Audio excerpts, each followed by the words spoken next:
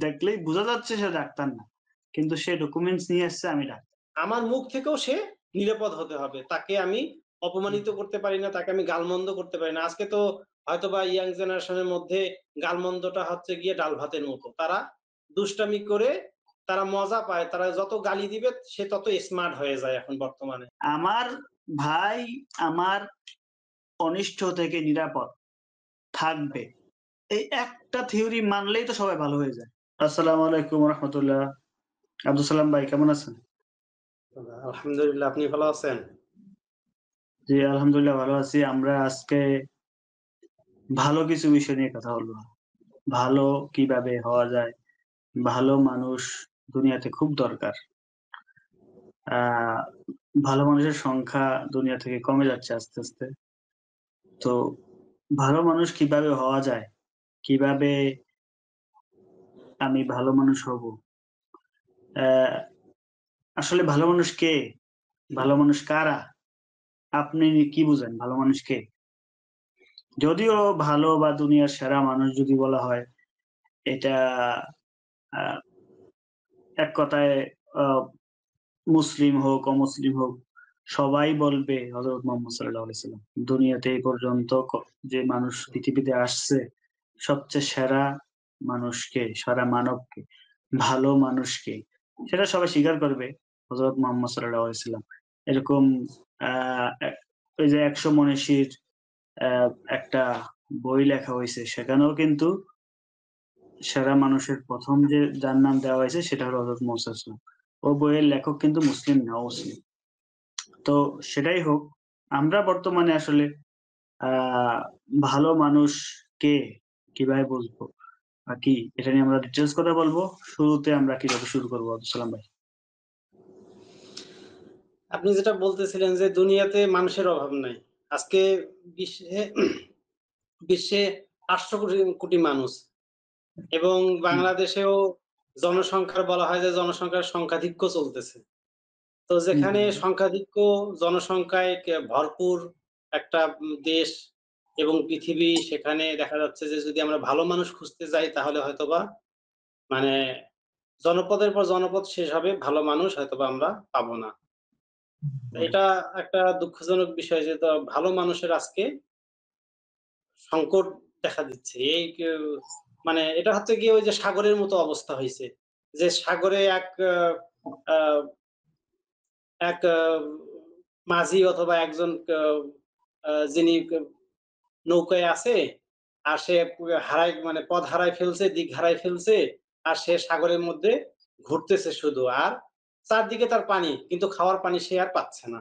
বাঁচার জন্য যে সে পানি পান করবে, এই পানি সে আর পাচ্ছে না। কিন্তু তার চারদিকেই পানি। অথই পানিতে সে ডুবতেছে। অথবা দেখেন ওই যে সিলেটের যে বন্যা হলো ২ বছর আগে। চারদিকেই পানিতে তারা ভরে আছে। কিন্তু তাদের খাওয়ার পানি নাই। এই যে এই মানে ব্যাপারগুলা যে আমার চারদিকে মানুষ, কিন্তু আমি মানুষ খুঁজে পাচ্ছি না। তো এটা অত্যন্ত দুঃখজনক একটা বিষয় যে উম আ আমরা মানুষ, প্রকৃত মানুষ, ভালো মানুষ এটা আমরা পাচ্ছি না। আমরা কিন্তু পূর্বের একটা আলোচনায় বলছিলাম যে মানুষের প্রত্যেকটার একটা ধর্ম থাকে। হুম, ওই ধর্মটা যদি তার মধ্যে ওই ধর্ম বা ওই বৈশিষ্ট্যটা যদি তার মধ্যে থাকে, তাহলেই সেই জিনিসটাকে বলা যাবে যে হ্যাঁ, এই জিনিসটা তার পরিচয়ে ঠিক আছে। যেমন আগুনের ধর্ম হচ্ছে পুড়া। যদি আগুন পোড়ে তাহলেই বলতে হবে আগুনটা ঠিক আছে, ওকে। ছুরিটার যদি ধার থাকে, ছুরিটা যদি কাটার মতো সক্ষমতা থাকে তাইলেই বলতে হবে যে ছুরিটা ওকে, এটাকে ছুরি বলা চলে। তেমনি একটা হুম, মানুষকে যদি মানুষ বলতে হয়, তাহলে তার যে ধর্ম, তার যে গুণাবলী, বৈশিষ্ট্য থাকা দরকার, এগুলো থাকলেই তাকে মানুষ বলতে হবে। আর যদি এই গুণাবলী, এই বৈশিষ্ট্য না থাকে তাহলে তাকে মানুষ বলা যাবে না। তাহলে আমাদের সমাজে এই যে আমরা যে ধরেন মোটা দাগে যদি বলা যায় যে আ ধরেন আমাদের সমাজের ভিতরে যারা আছে তাদেরকে আমরা মোটা দাগে বললাম যে এরা সবাই মানে ভালো, খারাপ না, ভালো। মোটামুটি সবাই ভালো। যা হোক, এদেরকে আপনি মানে একবারে অ্যা সমাজ থেকে আ মানে আউট করে দিতে পারবেন না। বাট আমাদের এই সমাজের মধ্যেও আমরা যতটুকুই ভালো এবং মন্দের মিশ্রণ, সংমিশ্রণেই আমরা মানে আমরা মানুষ। এবং এটা কিন্তু হাদিসেও আছে যে সবচেয়ে মানে ভালো ব্যক্তি হচ্ছে যে, যে ভুল করার পরে ক্ষমা চায় বা ভুলকে স্বীকার করে যে হ্যাঁ আমি একটা ভুল করছি, এই ভুলটা আমার হইছে। আল্লাহ তাআলা মানুষকে ভুলের মধ্যে মানে ভুলের উপরেই সৃষ্টি করছে যে ভুল করবে আবার সেটা সে শুধরাই নিবে। এটাই হচ্ছে মানুষের নেচার। এইজন্য এটা বলা যাবে না যে একবারে মানুষ ভুল করলে এটা সে বাতিল হয়ে গেল, ব্যাপারটা এরকম না। তো আমাদের সমাজে যে মানুষগুলা আছে এই মানুষগুলা ভালো এবং খারাপের সংমিশ্রণ আমরা। কিন্তু কিছু মানুষ আছে যারা আপনার মানে তাদের ভিতরে ওই যে মদের মতো অবস্থা হইছে। যে আল্লাহ তাআলা বলতেছে যে মদ এবং জুয়ার মধ্যে কিছু ভালো আছে। কিন্তু এর অধিকাংশটাই খারাপ। যার কারণে এটা হারাম। তা তেমনি আমাদের মানুষের মধ্যেও ভালো-মন্দ থাকবে এটাই স্বাভাবিক। বাট যদি অধিকাংশ খারাপের অংশটা যদি বেশি হয়ে যায়, তাহলে কিন্তু আর তা বলতে হবে যে এর যে মানুষটার যে বৈশিষ্ট্য বা ধর্ম এটা ফুল ফাংশন করতেছে না। সুতরাং ওকে আর মানুষ বলা যাবে না। তাইলে আমাদের সমাজের ভিতরে যেই সমস্ত আমরা আ মানে প্রাণীকে দেখবো যে এদের ভিতরে মানুষের বৈশিষ্ট্য নাই। এরা প্রাণী হতে পারে যেহেতু এদের আত্মা, জীবন আছে, এরা প্রাণী। বাট এদেরকে আমরা মানুষ হিসেবে যদি স্বীকৃতি না দেই, হ্যাঁ? আমরা যদি মানুষ হিসেবে স্বীকৃতি না দেই, এই যে এখন বাংলাদেশে মোটামুটি একটা আন্দোলন চলতেছে, একটা জোয়ার চলতেছে পুনর্জাগরণের বাংলাদেশকে মানে রিবিল্ড করার, মানে বাংলাদেশকে গঠন করার যে একটা আন্দোলন চলতেছে, এটা অত্যন্ত পজিটিভ একটা মানে বাংলাদেশের ভাগ্যে এটা ভাগ্যের বিষয়। তো এই যে বাংলাদেশের যে এত বড় একটা ভাগ্য সামনে উপস্থিত হইছে, এটাকে আরো ভালোভাবে মানে প্রপার যদি এটাকে ইউটিলাইজ করতে হয়, তাহলে আমাদের এই ব্যাপারটাকেও মাথায় আনতে হবে। এই বিষয়টা কনসেপ্টটাকেও সামনে নিয়ে আসতে হবে যে আমরা মানুষ আর প্রাণীর মধ্যে মানে মানুষ এবং অমানুষ বা মানুষ এবং প্রাণী বলতে জীবজন্তু হতে পারে সেটা। এবং আল্লাহ তাআলা দেখেন আল্লাহ তাআলা কিন্তু কোরআনে বলছে যে বালহুম আদাল যে মানুষকে আমি জীবজন্তু এবং অথবা তার থেকেও অধম হিসেবে তাদেরকে আমি মানে পরিণত করছি। তা যেই মানুষগুলো খারাপ তাইলে এদেরকে কিন্তু আল্লাহ তাআলাই বলে দিচ্ছে যে এরা জীবজন্তু অথবা তাদের থেকেও খারাপ। সুতরাং আল্লাহ তাআলা যখন বলতেছে সুতরাং এই জিনিসটা মানে স্বাভাবিকভাবে এটা আমাদের বোধগম্য হওয়াটা খুব সহজ। যে আমরা সমাজের ভিতরে যারা ধরেন আমরা নিজেরা মূল্যায়ন করব যে আমি কিরকম? আমার ভিতরে কি ভালোটা বেশি না মন্দটা বেশি? যদি ভালোটা বেশি হয় তাহলে নিজেকে আমি অ্যাপ্রিশিয়েট করব যাক কিছুটা ভালোর দিকে আছি। আর যদি মন্দের ব্যাপারটা যদি বেশি হয়ে থাকে পার্সেন্টেজ তাহলে আমাকে কারেকশন করতে হবে। তেমনি ভাবে আমার সমাজের আমার প্রতিবেশী হতে পারে, আমার বন্ধু হতে পারে, আমার পরিবারের কেউ হতে পারে। তার ভিতরে ভালো মন্দটাও আমি বিবেচনা করব। তার ভিতরে যদি আমি দেখি যে তার ভিতরে মন্দটা বেশি, তাহলে তাকে আমাকে সতর্ক করতে হবে যে দেখো তোমাকে মানুষের ধর্ম যেটা হওয়া দরকার সেটা তোমার ভিতরে বেশিরভাগটাই নাই। তা হুম, সুতরাং তোমাকে মানুষ বলা যাবে না, তোমাকে প্রাণী, জীবজন্তু অন্য কোনো কিছু হিসেবে আখ্যা দেওয়া যেতে পারে। এবং এইটাকে যদি আমরা যদি সামাজিকভাবে যদি একটা আন্দোলনের মানে সামনে নিয়ে আসতে পারি, একটা সামাজিক আন্দোলনের একটা স্লোগান হিসাবে, ইস্যু হিসাবে হুম, যে আমরা প্রকৃত মানুষকেই শুধু মানুষ বলবো আর বাকিগুলোকে আমরা জীবজন্তু আ বা অন্য কোনো ভাষায় সম্বোধন করতে পারি। এই যে দেখেন আজকে দুর্নীতি করতেছে। আমাদের বাংলাদেশের মানে প্রধান যদি ব্যাধি বলতে হয়, প্রধান যে দুর্ভাগ্যের ব্যাপার সেটা হচ্ছে দুর্নীতি। এমন কোন ব্যক্তি নাই যার হাতে একটা হুম। তার ক্ষমতা আছে বা একটা তার কোন একটা আ তাকে দায়িত্ব দেওয়া হয়েছে আর সে ওই দায়িত্বের মানে অসৎ অবহেলা ব্যবহার করেন। করে না বা দুর্নীতির যে আশ্রয় প্রশ্রয়টা সে অবলম্বন করে না এরকম একটা মানুষও পাওয়া যাচ্ছে না। তো এইটা কি? এটা তো আমাদের বাংলাদেশের জন্য অত্যন্ত দুঃখজনক বিষয়। তা দুঃখজনক। আমরা যদি আচ্ছা, এটাকে সামাজিক একটা আন্দোলনের যদি রূপ না দেই, যে ভালো মানুষকে আমরা ভালো মানুষ হিসেবে সম্বোধন করব, আর খারাপ মানুষকে আমরা অমানুষ, প্রাণী, জীবজন্তু যেটা আল্লাহ সম্বোধন করছে আমরাও সেটা সম্বোধন করব। এতেই এই যে হয়তো কিছুটা মানুষের বিবেক জাগ্রত হতে পারে। এই যে মনে করেন মানুষ আরেকটা চরিত্র যেটা হলো খারাপ মানুষ, তাই না? ভালো মানুষ, খারাপ মানুষের বিপরীত শব্দ। আসলে আমরা বাংলাদেশ বা বাঙালি মানুষ খারাপ হলে সে একা যদি খারাপ হয়, সে ব্যক্তিগতভাবে পিছিয়ে আছে। খারাপ। সেই প্রভাবটা তার পরিবারের উপর পড়ে। যখন পরিবার খারাপ হয়, মেক্সিমাম সদস্য খারাপ হয়, তখন এই প্রভাবটা পড়ে তার সমাজে। তখন সমাজের মেক্সিমাম মানুষ খারাপ হয়, প্রভাবটা পড়ে তার এলাকায়, অঞ্চলে। এলাকার অঞ্চলের মানুষরা যখন মেক্সিমাম খারাপ হয়, তখন তার এটা জেলা, জেলার ম্যাক্সিমাম খারাপ বলে না এই জেলা খারাপ। তখন এই খারাপটা গিয়ে পড়ে তার দেশের উপরে। দেশের মানুষ খারাপ তখন সারা বিশ্বের মানুষ বলে। ডক্টর ইউনূস কয়েকদিন আগে এই ফেব্রুয়ারি মার্চ ২০২৫ এর ১১-১৩ তারিখে দুবাইয়ের একটা কনফারেন্সে গেছে। সেখানে দুবাইয়ের মন্ত্রী দুবাইয়ের বাংলাদেশের ভিসা বন্ধ। ইউনাইটেড আরব আমিরাত যেটাকে বলা হয় আবুধাবি, দুবাই। ইউনাইটেড আরব আমিরাত সংযুক্ত আরব আমিরাতে বাংলাদেশীদের জন্য ভিসা বন্ধ। ওয়ার্ক ভিসা বন্ধ বিগত ১২ বছর ধরে একযোগ। সাথে, সাথে এখন ফ্যামিলি ভিসা, ভিজিট ভিসা সব ভিসা বন্ধ। হয়তো ইউনূস এটা আন্দোলনের কারণে বন্ধটা হইছে ভিজিট ভিসা থেকে। কারণ আন্দোলনের সময় যেটা সরকার পতনের আন্দোলনের সময় একটা কারণ এটা আমরা জানি সবাই। সেটা আরব আমিরাতে কিছু ঘটনা ঘটছিল, রোডে আন্দোলন করছিল। এটা ওই দেশের ল অনুযায়ী বেআইনি। সে কারণে ওদেরকে গ্রেপ্তার করা হয়েছিল। পরবর্তীতে ভিসা বন্ধ বাংলাদেশীর জন্য। এখনো পর্যন্ত বন্ধ আছে।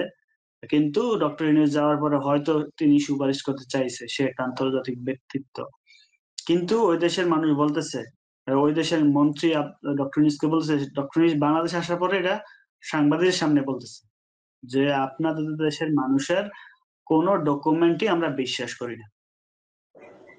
তারা এত ভুয়া তথ্য দেয়। এটা অত্যন্ত লজ্জার একজন বিষয় যে আমরা ডাক্তার জাতিগতভাবেই আমাদেরকে বয়কট হ্যাঁ, করতেছে মানুষ। হ্যাঁ, আমরা আমরা আমরা আমাদের কাছে একজন হাই প্রফেশন নামে একটা দুবাইয়ের ভিসা আছে যারা প্রফেশনাল অনার্স মাস্টার্স পাস তাদের জন্য। হাই প্রফেশন ভিসাটা লাগে। বা হাই স্কিল ভিসা যেটাকে বলা হয়। সে একজন তার ডকুমেন্টস সে একজন ডাক্তার। তারা বলতেছে যে ওরে দেখলেই বোঝা যাচ্ছে সে ডাক্তার না। দেখলেই বোঝা যাচ্ছে সে ডাক্তার না। কিন্তু সে ডকুমেন্টস নিয়ে আসছে আমি ডাক্তার। ডাক্তার। দুবাইয়ের ওই মন্ত্রী ডক্টর ইউনূসকে এইসব কথা বলতেছে। তো ডক্টর ইউনূস লজ্জায় দেশে আইসা সাংবাদিকদের এইসব গল্প শোনাচ্ছে যে আমাদের ভিসা খুলবে কি কারণে? আমরা কি মান-সম্মান রাখছি দেশের?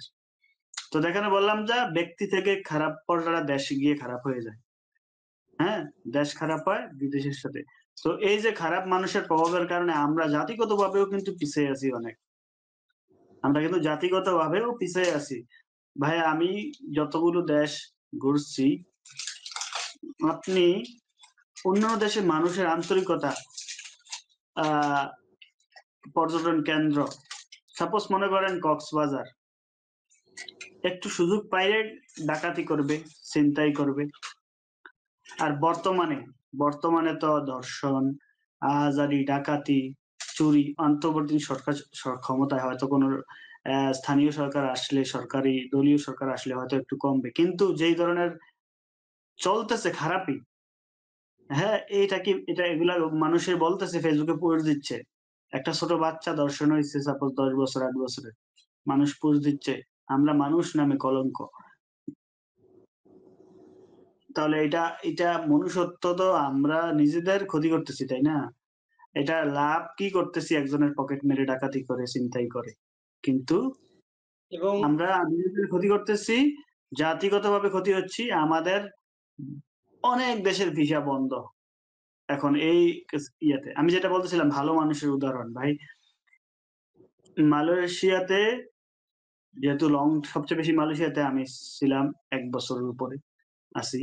মালয়েশিয়াতে আপনি রাস্তা পার হবেন, ফুটপাতের রাস্তা গাড়ি চলে হয়তো, বাইক চলে অথবা কার চলে। বা আমরা কন্ডোমিনিয়াম থেকে নামছি ওইখানে পার্কিং, গাড়ি যাবে আমরা যাচ্ছি। রাস্তায় গাড়ি যাচ্ছে আমাদের যখন দেখছে গাড়ি নিজে দাঁড়ায় গেছে। কোন ট্রাফিক নাই কিছু নাই, দাঁড়ায় গেছে। হয়তো দাঁড়ায় গেছে এখন ড্রাইভার ভিতর থেকে হাতে ইশারা দিচ্ছে যে তোমরা যাও, যাও, যাও, যাও, রাস্তা বের হও। ড্রাইভার দাঁড়ায় গেছে বলছে পার হও তোমরা, তারপর গাড়ি যাবে। মালদ্বীপের মতো দেশে ট্রাফিক পুলিশ নাই। আপনি জানেন কিনা মালদ্বীপ একটা দেশ যাতে ট্রাফিক পুলিশ তেমন নাই। গাড়ি চলতেছে নিয়ম অনুযায়ী। তো আমরা তো ওই সরকার চেঞ্জ হলে কি সবকিছু চেঞ্জ হয়ে যাবে? সরকার কি করবে একা? তাই না? আমাদের মানুষ এটা শুধু ব্যক্তি খারাপ হচ্ছি, পরিবার খারাপ হচ্ছি, সমাজ খারাপ হচ্ছে, দেশ খারাপ হচ্ছে। তো খারাপ মানুষের প্রভাবটা আমি এতটুকু বললাম। আপনার কাছে আরো কোনো কিছু থাকলে, যে এই যে ভালো মানুষ আমরা হচ্ছি না, খারাপ মানুষের কারণে আমাদের ব্যক্তি, সমাজ, দেশ ক্ষতিগ্রস্ত হচ্ছে। আমার জায়গা থেকে আমি এগুলো বললাম। আপনার আর কিছু এড করার আছে কিনা এখানে? এই যে দেখেন, আপনি যেটা বললেন যে বাংলাদেশের যে ইমেজটা মানে বাংলাদেশের যে আভ্যন্তরীণ ঘুণে এমন করে ভিতরটাকে ফাঁপা করে দিছে ঘুণ পোকায়, যে সেটা মানে বাহিরে তো একটা কাঠের ভিতরে ঘুণে ধরলে বাহিরটা ভালোই থাকে। বাট বাংলাদেশের ভিতরটা এতটাই ঘুণে নষ্ট করে দিছে যে এটার প্রভাব বাহির পর্যন্ত চলে গেছে। এটা দৃশ্যমানটা হয়ে গেছে।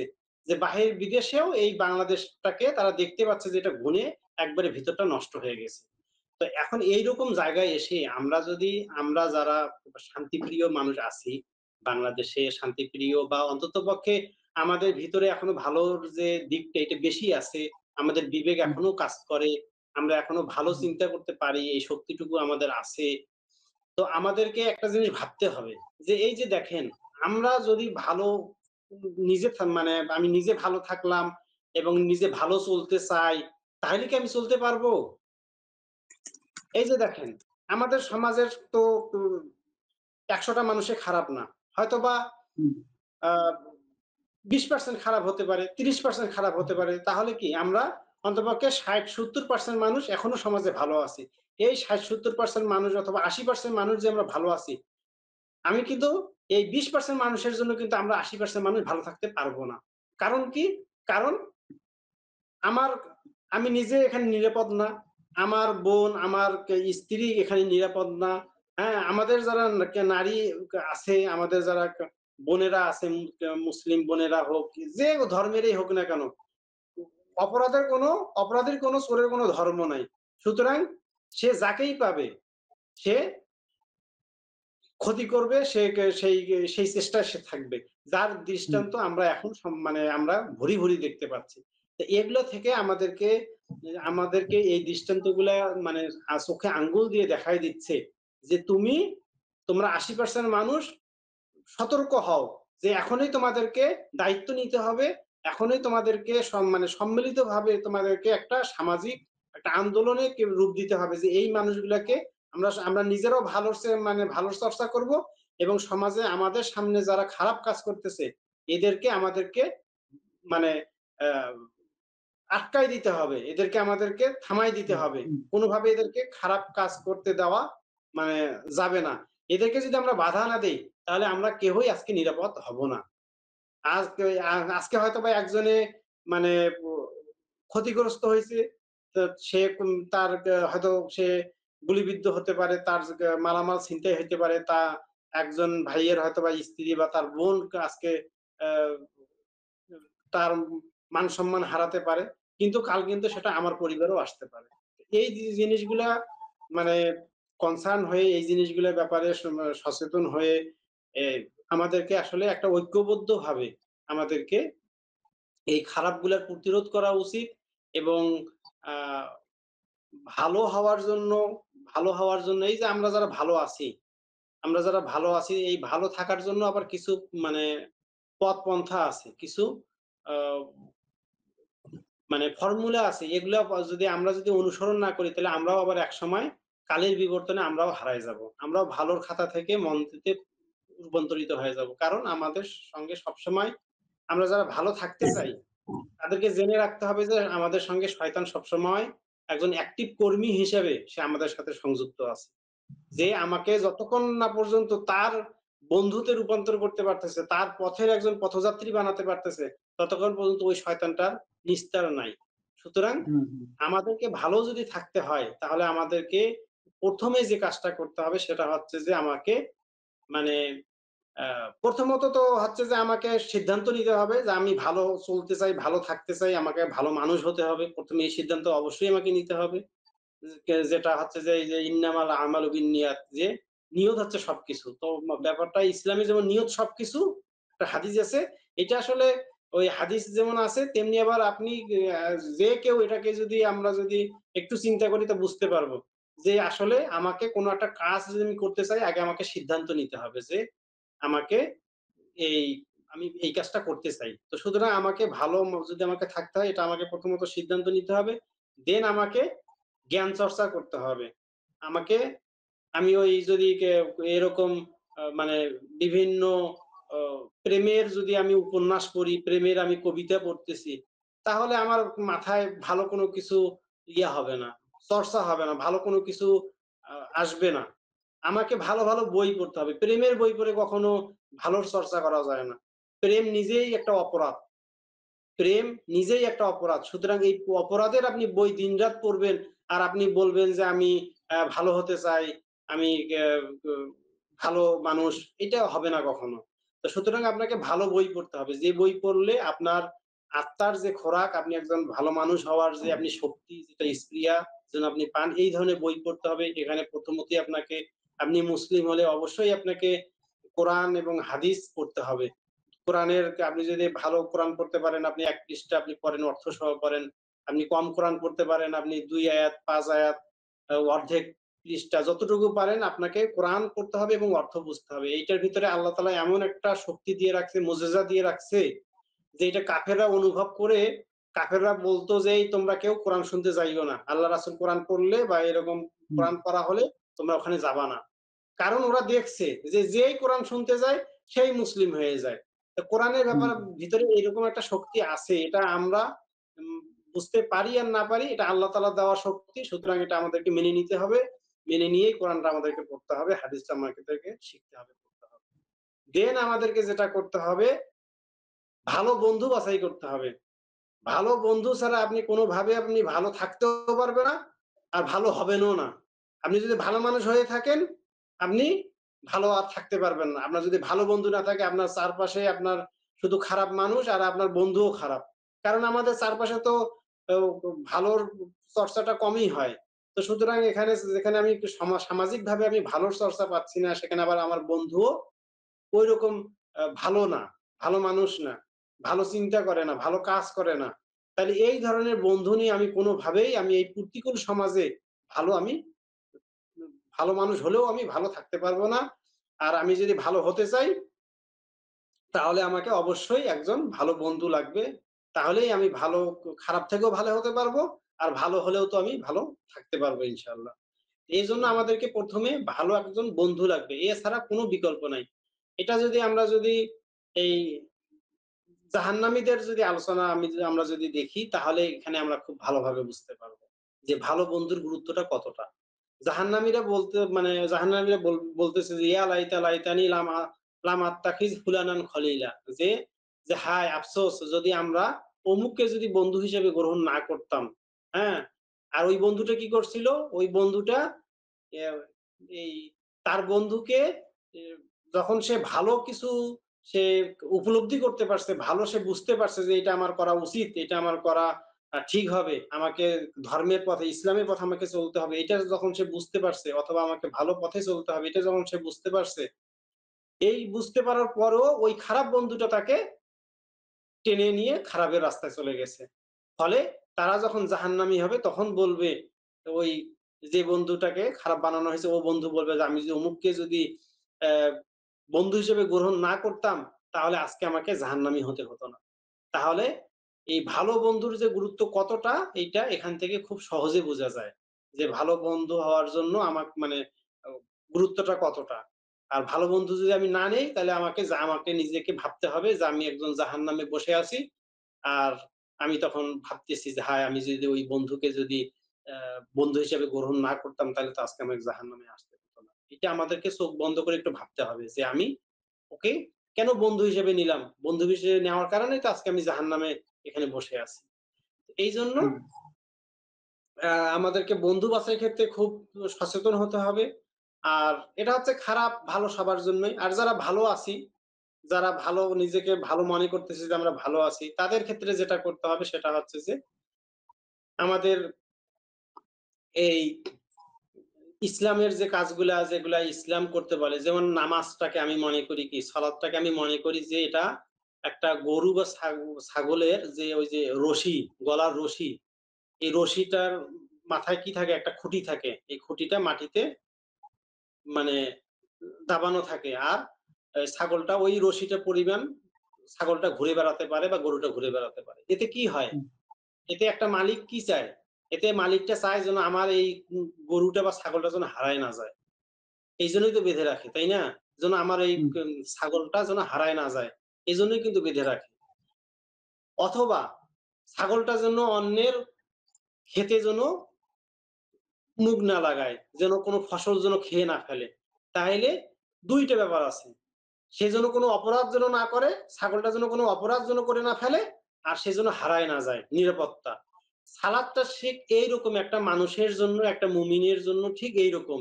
সে যেন পথ হারায় যেন সে যেন পথ হারায় সে হারায় গেল। হ্যাঁ? এইটা যেন না হয়। আপনি যখনই নামাজ পড়বেন, নামাজের মধ্যেও এরকম একটা শক্তি আছে। আপনি নামাজ পড়েন, আপনি যত খারাপ কাজ আছে আপনি করেন। আপনি ছাড়তে পারতেছেন না তো, আপনি করতে থাকেন। কিন্তু একই সঙ্গে আপনি নামাজটা পড়েন। আপনি পথ হারায় একবারে হারায় যাবেন না। হ্যাঁ? বিলুপ্ত হয়ে যাবেন না আপনি। আরেকটা হবে নামাজ আপনি যখন পড়বেন, তখন আপনি খারাপ কাজটা করতেছেন। কিন্তু এটা আপনি আস্তে, আস্তে ইনশাআল্লাহ আল্লাহ আপনাকে এই তৌফিক দান করুক। আপনি মানে রিকভার করতে পারবেন। আপনার খারাপ কাজগুলা যেগুলো অপরাধ করতেছেন এগুলা থেকে আপনি ব্যাক করতে পারবেন। তাহলে ব্যাপারটা এরকম সালাদ হচ্ছে একটা রশির মতো যেই রশিটা আপনাকে হেফাজত করবে ইনশাআল্লাহ। যেটা আল্লাহ তাআলাও বলতেছে যে সালাদ অশ্লীল কাজ থেকে নিরাপদ রাখে। আবার আরেকটা দিক আছে যে ভালো মানুষ হওয়ার কিছু মানে আমাদের ভালো মানুষ হওয়ার আ কিছু ধরেন আ আমরা যেটা বলি যে আমি সত্য কথা খুব পছন্দ করি। হ্যাঁ? আমাদের সমাজের একটা ধরেন একটা প্রচলন আছে যে আমি যেটা ন্যায়সঙ্গত কথা, সত্য কথা এটা আমি মুখের উপরে বলি। মানে আমি এটা কাউকে ভয় পাই না। আমি বলতে এটা কখনো কুণ্ঠাবোধ করি না। এটা আমি আ একবারে যে করবে তার মুখের উপরেই বলে দিতে পারি। একটা ভালো মানুষের এটাও একটা বৈশিষ্ট্য নয়। একটা বিশেষ ভালো মানুষ একটা মানুষের যেমন অগোচরে তার পিছনে যেমন কোন ধরনের মন্দ কথা তার আ ব্যাপারে মন্দ কথা বলবে না, যেটা তার মান-সম্মান নষ্ট করে। তেমনি একটা মানুষ আরেকটা মানুষের মুখের সামনেও এমনভাবে কথা বলবে না যেটা তার মান-সম্মানকে আঘাত করে। এইটা হুম, এই ব্যাপারটাকেই আল্লাহ তাআলা কোরআনে মানে সূরাতে সূরা নাজিল করে বলতেছে যে, "ওয়াইলুল লিকুল্লি হুমাযাতিল লুমাযা" যে যারা এই মানুষের মুখের উপরে সমালোচনা করে। মুখের উপরে মানুষকে বিদ্রূপ করে, সমালোচনা করে, হেয় প্রতিপন্ন করে। এটাও একটা ওই যে আমরা শুধু গীবতটাকে জানি যে অপরাধ। কিন্তু এটাও একটা অপরাধ। আল্লাহ তাআলা এদের জন্য ধ্বংসের কথা বলতেছে। সেজন্য আসলে ভালো মানুষ কারা? ভালো মানুষ হচ্ছে যে হাদিসে আছে যে ভালো মানুষ হচ্ছে যার হাত এবং মুখ থেকে অপরজনে নিরাপদ। এ হচ্ছে ভালো আফজাল মানুষ। ভাই, আমরা আ ওই ওই ওইটা আমি একটু আপনার সাথে এড করতে চাই যে আসলে আপনি অনেকগুলা গুনাগুন বললেন ভালো মানুষের যে গুণাগুলো থাকা দরকার। এগুলার সামারি একটু আমি যদি বলি যেমন ভালো মানুষ হওয়ার জন্য যেটা আ নিজের নিজের দুর্বলতাগুলোকে স্বীকার করা। এটা একটা অন্যতম গুণ ভালো মানুষের থাকে যারা নিজের দোষগুলোকে সে স্বীকার করে, অকপটে স্বীকার করে। সে নিজের দোষগুলো লুকায়ে রাখে না। অ্যা ভালো মানুষরা অবশ্যই নিজেকে ভালোবাসে, পরিবারকে ভালোবাসে। তার মন মানসিকতা ইতিবাচক চর্চা যেটা করে। পজিটিভলি থিংক করে অনেক সময়। একটা নেগেটিভকেও সে ইতিবাচক খোঁজে এখানে কিছু। তারপর অবশ্যই ভালো মানুষের একটা অন্যতম বৈশিষ্ট্য সেটা রাগ দমনের কৌশল। তারপর পরশ্রীকাতরতা হওয়া, বিনয়ী হওয়া, মার্জিত হওয়া, অন্যায়ের সাহায্য অন্যায়ের সাহায্য করা। তারপর হলো অ্যা আরেকটা হলো সহনশীল হওয়া, কৃতজ্ঞতা প্রকাশ করা, অজুহাত দেয় না কখনো ভালো মানুষরা। ঠিক আছে? তারপর নিজেদের ভালোবাসা ছড়িয়ে দেওয়া, কৃতজ্ঞতা প্রকাশ করবে, সততা, বিশ্বস্ততা এই সবগুলা গুণ হলো অ্যা একটা আমাদের জানা কথায় ভালো মানুষের এই বৈশিষ্ট্য এগুলা আ তার দৃষ্টিভঙ্গি থাকে পজিটিভ সবসময়। আপনি যেটা দেখাবেন সে উদার মনে সেগুলা দেখবে। অ্যা ক্ষমাশীল হবে। তারপর অবশ্যই এগুলার সাথে এগুলো হলো আমাদের অ্যা চারপাশের আমরা যদি বই পুস্তক পড়ি, আমরা যদি আ জেনারেল অর্থে যে ভালো মানুষের গুনাগুণ এইটা হলো জেনারেল, ইন জেনারেল মানুষের ভিতরে। কিন্তু ইসলামের দৃষ্টিভঙ্গিতে কিছু ভালো মানুষের বৈশিষ্ট্য আছে। ইসলামের দৃষ্টিতে অথবা হাদিসের ভাষায় ভালো মানুষ কারা? আমি এখানে ১০ টা ভালো মানুষের কথা উল্লেখ করব যেই ১০ জন মানুষকে হাদিসের ভাষায় ভালো মানুষ হিসাবে বলা হইছে। ঠিক আছে? তো আপনি একটা এখন বললেন, তাই না? ১ নম্বর হলো উম এই রাসূল সাল্লাল্লাহু আলাইহি ওয়াসাল্লামের দৃষ্টিতে সেরা মানুষ যারা। ১ নম্বর হলো যারা আ আমি ১০ টার মতো ১০-১২ টার মতো বলবো এখানে। যার অনিষ্ট থেকে অন্য মুসলিম নিরাপদ, সে হলো ভালো মানুষ। যার খারাপ আচরণ থেকে অন্য মুসলিম নিরাপদ। এটা কিন্তু আ ইসলামের দৃষ্টিতে বা এবং হাদিসের ভাষায় সে হলো ভালো মানুষ। যেটা আপনি একটু আগে বললেন। হ্যাঁ? আমি কিছু নাম বলি এগুলা নিয়ে ডিটেইলস আপনি আরো কথা বলতে পারবেন। তারপর হাদিসের ভাষায় আছে ফজরের ২ রাকাত সুন্নত যারা পড়ে, তারপর ১ম কাতারে যারা নামাজ পড়ে, নামাজে যারা বিনয়ী, নামাজের শেষে তাসবিহ পড়ে, কোরআন পাঠ করে পাঠ দেয়। মানে যে কোরআন শিখে অন্যকে শিখায়। সে কিন্তু অ্যা অ্যা ভালো মানুষের মধ্যে পড়ে। অসহায় লোকদের সাহায্য করা, মানুষকে খাদ্য খাওয়ানো, এগুলা কিন্তু আ শরিয়া দৃষ্টিতে ভালো মানুষের বৈশিষ্ট্য। সার্টিফাইড যারা লোক, ভালো লোক। তো এগুলা কিন্তু এমন না, এগুলা কিন্তু আ সব ধর্মে অ্যাকসেপ্টেবল যে ক্ষুধার্তকে খাওয়াবো, তাই না? মানুষকে খাওয়ানো। এটা কিন্তু সব ধর্মে অ্যাকসেপ্টেবল। সালাম যে আগে দেয়, তাই না?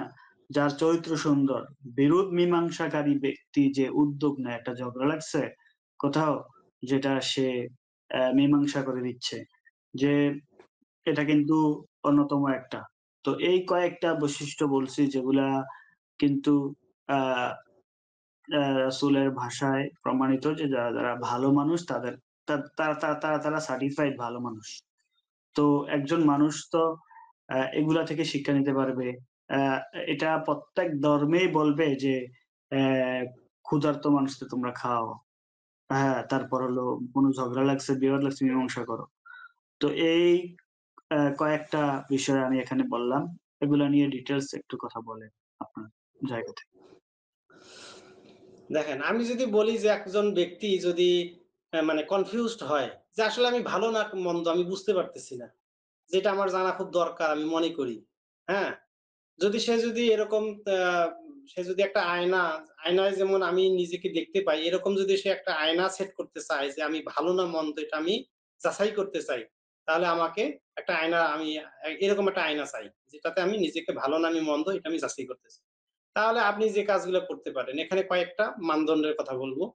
একটা হচ্ছে যে আপনার হাত এবং মুখ থেকে অন্যে নিরাপদ কিনা।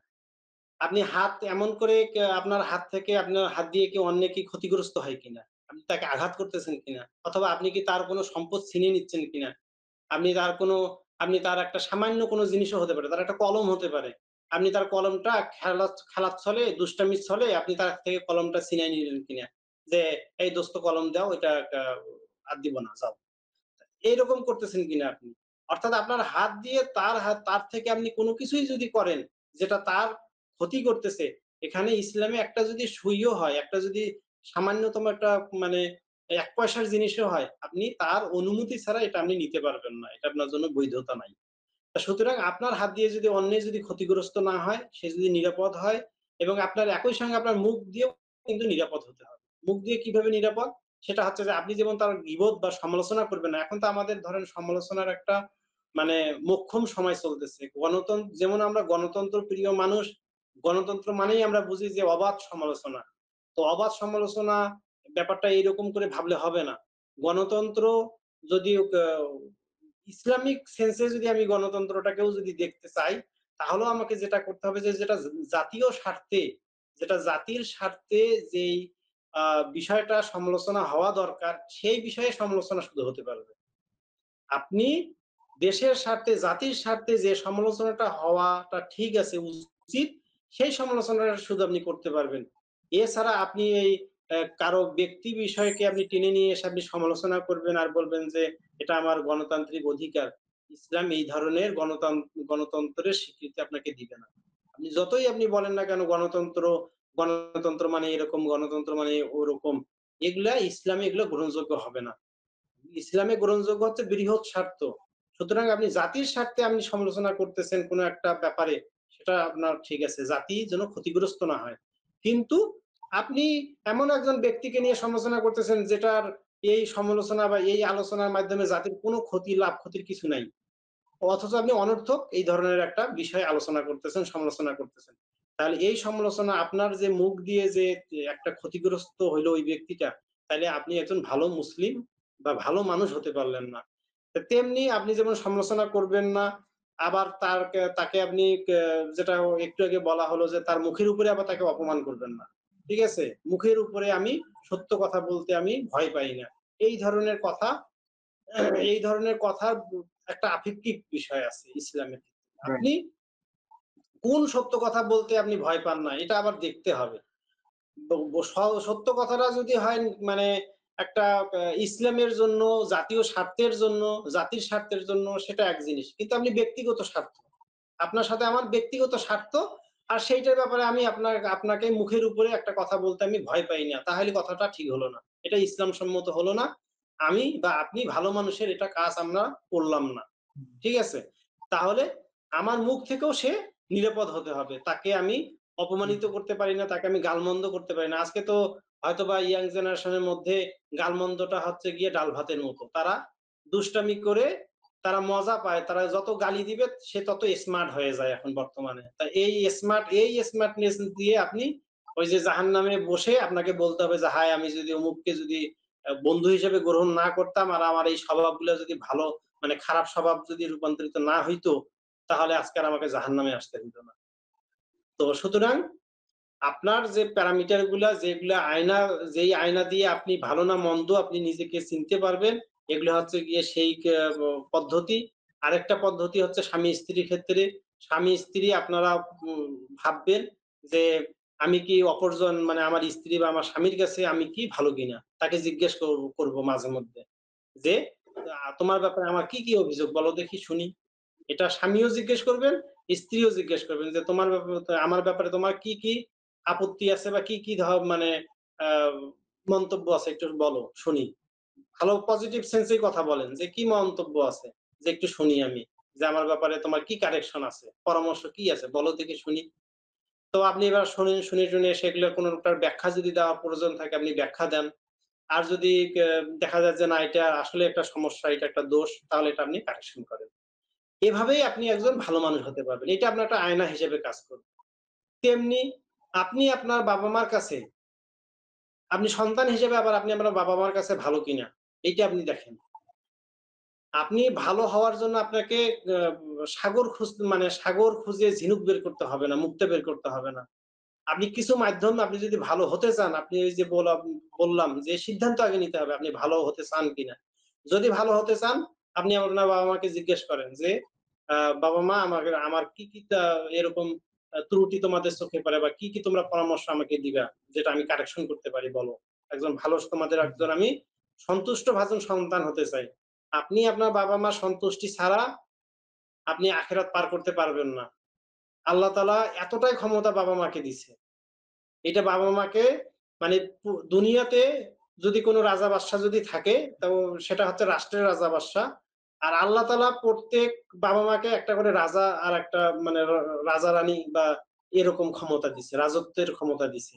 যে পরিবারের মধ্যে যে সে তার সন্তানের রাজা আমরা যেমন মানে আমাদের সেন্সে যেটা বুঝি রাজা-রানী বা রাজাকে খুব সম্মান করতে হবে আমরা যেটা বুঝি সেম এরকম যেটা আল্লাহ কর্তৃক এটা আ এই রাজত্ব দেওয়া, এই ক্ষমতা দেওয়া। যে বাবা-মার সন্তুষ্টি অর্জন ছাড়া কোন সন্তানের মানে কোন উপায় নাই। সুতরাং আপনি আপনার বাবা-মাকে জিজ্ঞেস করেন। আপনি ব মাঝবয়সী হয়ে যান, আপনি যতই বড় হন না কেন, আপনার বাবা-মা যদি থেকে থাকে, আপনি জিজ্ঞেস করেন যে, "আমার কি ত্রুটি আছে তুমি বলো আমি এগুলা কারেকশন করতে চাই।" তাহলে এইরকম কিছু ক মানে উপায়ের মাধ্যমে আপনি নিজেকে ভালো করার যে পন্থা আপনি এই প্রচেষ্টাগুলা নিতে পারবেন এবং ভালো হতে পারবেন ইনশাআল্লাহ। আর সর্বোপরি হচ্ছে যে অ্যা আমরা ভালো না হয়ে আমরা যদি ভালোর চেষ্টা যদি না করি, ভালোর যদি চর্চা আবার যদি না করি, তাহলে আমি নিজেও একদিন আক্রান্ত হতে পারি খারাপের কাছে, অথবা আমি না হলাম, আমি সাবধান হতে পারি। আমি হয়তো সাবধান, আপনি বড় মানুষ, আপনি হয়তো সাবধান। কিন্তু আপনার সন্তান, সে তো তার তো এত বয়স নাই, তার তো এত পরিপক্কতা নাই। সে তো আপনার আ তার হাতের কাছে, সে যেখানে উঠা বসা করে সেখানেই তো খারাপ মানুষের অবাধ বিচরণ। তাহলে সে তার বন্ধু, সে তার প্রতিবেশী যাদের সঙ্গে, যাদের যেই সমাজে সে উঠা বসা করে, সেখানে সে কিভাবে নিরাপদ হবে? সে তো বাহিরে যেতে চায়। সে তো বাসায় থাকতে চায় না। সে বাহিরে শুধু ঘুরতে চায়, বাহিরে মিশতে চায়। তো এই যে বাহিরে এত থাকতে চায়, সে তো নিরাপদ না। আর এই যে দেখেন মার্ক জুকারবার্গ কি করলো? ফেসবুকের প্রতিষ্ঠাতা, তার যখন সন্তান হলো, সে তার সম্পদের ২/৩ বা এরকম একটা বড় অংশ সে, মানে তার সন্তান যেন ভবিষ্যতে একটা নিরাপদ আ বিশ্ব বা পরিবেশ পায়। এইজন্য পরিবেশকে এই যে আ মানে আ পরি পা পরিবেশের যে ভারসাম্য রক্ষার জন্য সে এই অর্থটা সে দান করছে। পরিবেশকে যেন আ ভারসাম্য রক্ষা করা যায়। তার সন্তানের জন্য সে এই কাজটা করছে। হুম। তা মার্ক জুকারবার্গ যদি তার সন্তানের জন্য, একক সন্তানের জন্য যদি এত সম্পদ যদি দিয়ে বিশ্বকে আ ভার প মানে পরিবেশগত ভারসাম্য রক্ষার জন্য যদি এই কাজ করতে পারে, তাইলে আপনি আমি আমাদের যে সামর্থ্য আছে সেই সামর্থ্য দিয়ে আমরা চেষ্টা করি। তার হয়তো সন্তান মারা যাবে না। কিন্তু আপনার আমার সন্তান তো মৃত্যুর মুখে দাঁড়ায় আছে।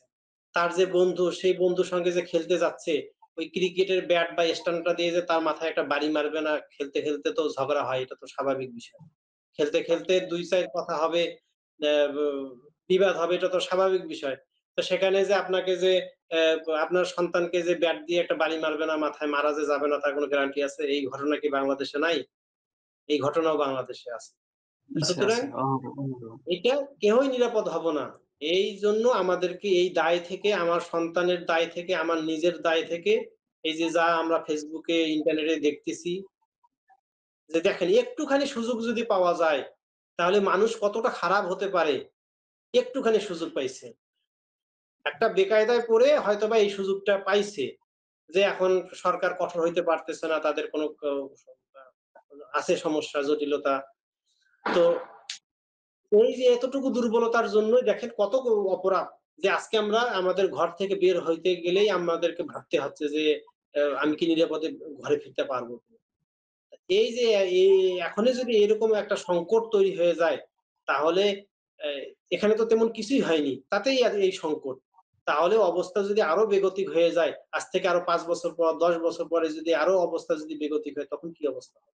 এইজন্য নিজেদের বাঁচার স্বার্থেই, নিজের সন্তানের ভবিষ্যতের নিরাপত্তার স্বার্থেই আমাদেরকে আসলে একটু আগায় আসা উচিত। এর কোনো বিকল্প নেই। খুব সুন্দর কথা বলেন আব্দুল সালাম ভাই। আসলে এই যে মার্ক জুকারবার্গ যেভাবে উদ্যোগ নিয়েছে ছেলেকে একটা নিরাপদ পৃথিবীতে বড় করার জন্য।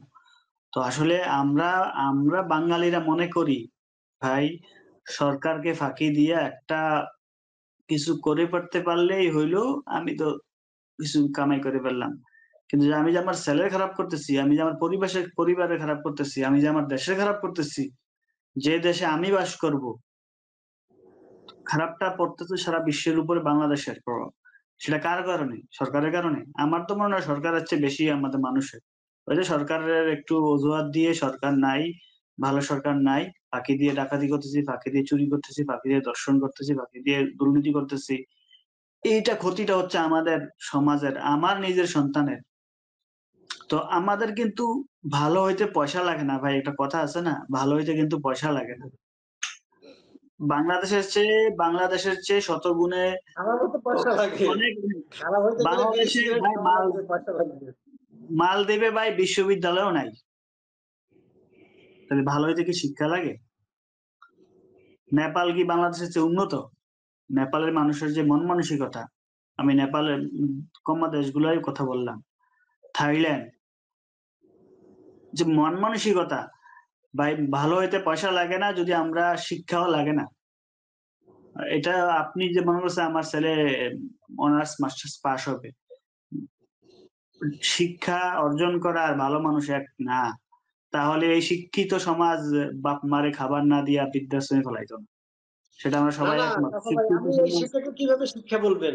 এই শিক্ষাকে তো শিক্ষা বলা যাবে না। যে শিক্ষা আমার মানুষের যে মনুষ্যত্ব, মানুষের যে মানবিক ধর্ম, মানবিক যে বৈশিষ্ট্য, এইটা যে শিক্ষা নিশ্চিত করতে পারবে না, যে শিক্ষা না, প্রদান করতে পারবে না, সেই শিক্ষাকে কখনো শিক্ষা বলা যাবে না। আমাদের আমাদের ল অনুযায়ী দেশের আইন অনুযায়ী সে শিক্ষিত, বা এই শিক্ষিত আমাদের 90% 95% শিক্ষিত, কিন্তু ওই শিক্ষাটা কিন্তু মনুষ্যত্ব শিক্ষা দিল না, হয়তো কাগজে কলমে শিক্ষিত, কিন্তু তার মানে আমরা শিক্ষা দিয়ে আমাদের ভালো মানুষ মাপ কাটি না। ভালো মানুষ হতে হবে চাচা বিবেক ভাই, থেকে, মনুষ্যত্ব আমি থেকে, আমি মনে করি দায়বদ্ধতা থেকে। আমার ভাই আমার অনিষ্ট থেকে নিরাপদ থাকবে, এই একটা থিওরি মানলেই তো সবাই ভালো হয়ে যায়। চাচা আমার ভাই, ভাই আমার আমি এলাকায় আসবে, নিরাপদ থাকবে। আমরা মোহাম্মদপুর যাইতে ভয় পাই, ছিনতাই হয়। তাহলে আমি চিন্তা মনে করেন। করি সামাজিকভাবে একটা বিষয়ে কনসার্ন হওয়া খুব জরুরি। সেটা হচ্ছে যে আমাদের এই যে যত শিক্ষিত মানুষ, মানে যত ধরেন সরকারি যারা কর্মকর্তা কর্মচারী আছে, এরাই তো সবচেয়ে বড় দুর্নীতিবাজ এবং এরাই তো সবচেয়ে মেধাবী, তাই হুম, না? হুম, হুম, হুম, এরা মেধাবী। সবচেয়ে মেধাবী এবং এরা সবচেয়ে বড় দুর্নীতিবাজ। সুতরাং আমাদেরকে সামাজিকভাবেই আমাদেরকে যদি আমাদের দেশকে, আমাদের জাতিকে এবং আমাদের নিজেদেরকে যে শোষণ, এই শোষণ থেকে যদি বাঁচতে হয়, তাহলে আমাদেরকে নিজেদের দায়ে এই শিক্ষাকে, যে শিক্ষা আমাদেরকে দুর্নীতিবাজ মানে হতে বাধা দিচ্ছে না, হতে অবশ্যই উৎসাহিত করে না, এটা বলা যাবে না, কিন্তু বাধা দিচ্ছে না, আমাকে নৈতিক শিক্ষায় উন্নীত করতেছে না, আমার এই শিক্ষা আমাকে নৈতিক শিক্ষায় উন্নতি করতেছে না বিধায় তো আমি দুর্নীতিতে যাচ্ছি, এটাকে আমি ভাবতেছি না। সুতরাং এই শিক্ষাটাকে আমাদের নিজেদের স্বার্থে এই শিক্ষাটাকে নিরুৎসাহিত করতে হবে এবং এই যারা দুর্নীতিবাজ শিক্ষিত আছে তাদেরকে কখনোই শিক্ষা মানে শিক্ষিত হিসেবে স্বীকৃতি দেওয়া যাবে না।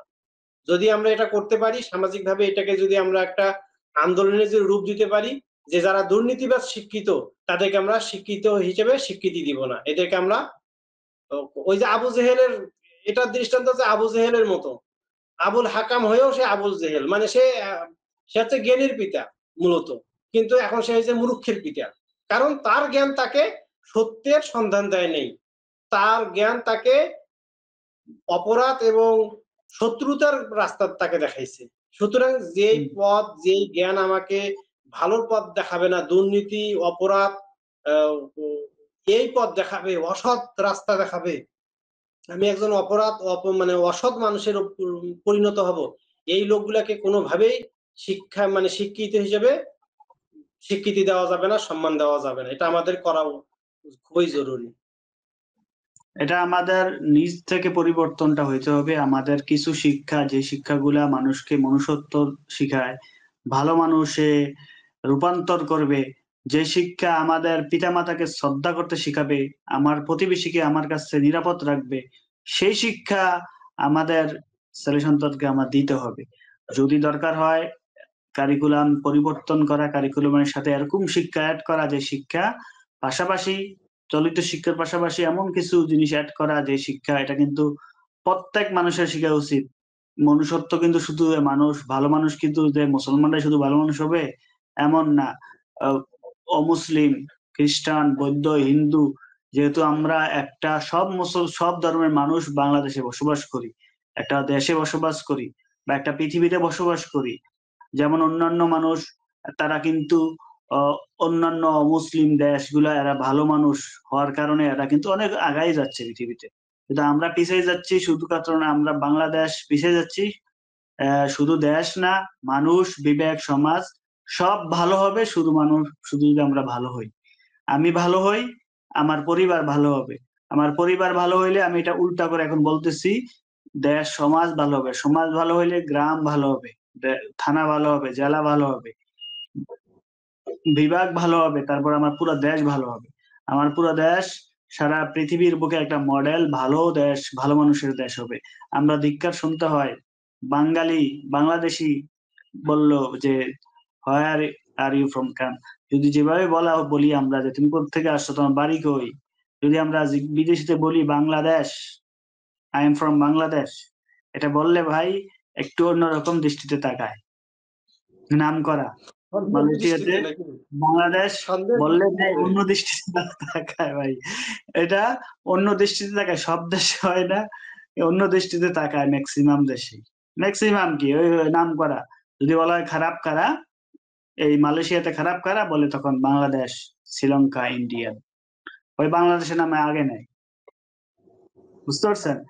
তো এইটা আমরা বাংলাদেশীরা আমাদের পৃথিবীর আমাদের দেশের ভিতরে আমরা যেমনটা খারাপ বা এর চেয়ে 1000 গুণে ভালো, কিন্তু ভালো ব্যবহার করি আমরা বিদেশে। বিদেশে গেলে 100% আইন মানার চেষ্টা করি। বিদেশে গেলে ট্রাফিক মেনে চলি। তাও আমরা খারাপ হইতে বা ভালো হইতে পারতেছি না, তাও দুর্নাম হয়। ওই যে কাগজপাতি ভুয়া, এই সেই ভুয়া অনেক। কত যে দুর্নীতি আমরা বিদেশেও চালু করে দিছি। তো সেটা একমাত্র আমাদের মনুষ্যত্ব বিবেক, ভালো শিক্ষা, যে শিক্ষা আমরা নিতে পারি যুগশ্রেষ্ঠ মনীষী থেকে। মাইকেল হার্টস যেমন তার ১০০ শ্রেষ্ঠ পৃথিবী মানুষ থেকে হযরত মুহাম্মদ সাল্লাল্লাহু আলাইহি ওয়াসাল্লামকে ১ নম্বর রাখছে। আমরা রাসূলের আদর্শ থেকে আদর্শবান হইতে পারি। ইসলামের গুণাবলী, ইসলাম থেকে নৈতিক শিক্ষা, ইসলাম থেকে আদর্শিক শিক্ষা নিয়ে পৃথিবীর সমস্ত অন্যান্য বিধর্মী মানুষরাও কি হচ্ছে? ভালো মানুষে রূপান্তরিত হচ্ছে। তারা তার সমাজ, দেশ পরিবর্তন করতেছে। আর আমরা মুসলিম হয়েও আমরা আমাদের নবী হযরত মুহাম্মদ সাল্লাল্লাহু আলাইহি ওয়াসাল্লামের আদর্শকে আদর্শবান হতে পারতেছি না। তার চরিত্রকে ধারণ করে আমরা আজকেও ভালো মানুষ হতে পারতেছি না। তো আমরা চাই যে আমরা ভালো মানুষ হই, নিজের পরিবার ভালো হবে, সমাজ ভালো হবে, দেশ ভালো হবে। বাংলাদেশ সারা বিশ্বে মাথা উঁচু করে দাঁড়াবে। আব্দুল সালাম ভাই, আজকে শেষ করার আগে কি বলবেন? এখন রমজান মাস আসতেছে। সুতরাং এখন একটা সবচেয়ে বড় একটা মোক্ষম সময়। ভালোর চর্চা করা, ভালো হওয়ার চেষ্টা করা। তো এই সময়টাকে, এই সুযোগটাকে কাজে লাগানো দরকার। আল্লাহর কাছে তৌফিক চাওয়া দরকার। আল্লাহ তাআলা আমাদেরকে যেন সবাইকে ভালোর রাস্তায় চালিত করে, ভালো হওয়ার তৌফিক দান করে, এই দোয়া করি। এবং আপনারা যারা দর্শক আছেন, আপনাদের যে ভালো হওয়ার মানে যে তাড়না কিরকম কাজ করে? আপনারা কতটুকু ভালো হতে চান? ভালো কিভাবে হতে চান? বা ভালো হওয়ার যে একটা পরিতৃপ্তি আছে, একটা শান্তি আছে, হ্যাঁ? এই ধরনের মতামত দিবেন, অথবা আপনার ভিতরে যদি কোন ধরনের অপরাধবোধ কাজ করে যে এই অপরাধবোধ থেকে আমি বের হয়ে আসতে চাই, কি করতে পারি? সেগুলো আপনাদের মতামত জানাবেন। ইনশাআল্লাহ আমরা এগুলো নিয়ে আলোচনা করব। ধন্যবাদ আব্দুল সালাম ভাইকে। আশা করি আমাদের এই ক্ষুদ্র প্রয়াস আপনাদেরকে মনে একটু হলেও ত্বরান্বিত করবে। নিজেকে পরিবর্তন করুন, দেশকে পরিবর্তন করুন, নিজেরা ভালো মানুষ হন। আমরা সবাই আসুন একসাথে একটি সুন্দর মানবিক মনুষ্যত্ববোধ ভালো মানুষ সমাজ তৈরি করি, যেটা আমাদের জন্য ভালো, আমাদের উত্তরসূরিদের জন্য ভালো, যেটা আমাদেরকে পাশে না খাওয়িয়ে কেউকে মরতে দিবে না। ধনী গরিবের মধ্যে বৈষম্য দূর করবে। আমার থেকে আমার প্রতিবেশী নিরাপদ থাকবে, তাহলেই আমার থেকে আমার দেশ নিরাপদ থাকবে। দুর্নীতি দূর হবে, সমাজে শান্তি ফিরে আসবে এবং পৃথিবীর বুকে বাংলাদেশ হবে একটি আদর্শিক বাংলাদেশ। সেই প্রত্যাশায় আমরা আজকের আলোচনা এখানে শেষ করতেছি। দেখা হবে পরবর্তীতে অন্য কোনো টপিকে, অন্য কোনো বিষয়ে। আমাদের সাথে আপনাদের এই দিক নির্দেশনা এবং পরামর্শ যদি থাকে আমাদের কমেন্ট বক্সে জানাবেন বা আমাদেরকে ইনবক্স করবেন। আর এই আশাবাদ ব্যক্ত রেখেই আজকে আমরা এখানেই আলোচনা শেষ করতেছি। ভালো থাকবেন। আল্লাহ হাফেজ। আসসালামু আলাইকুম।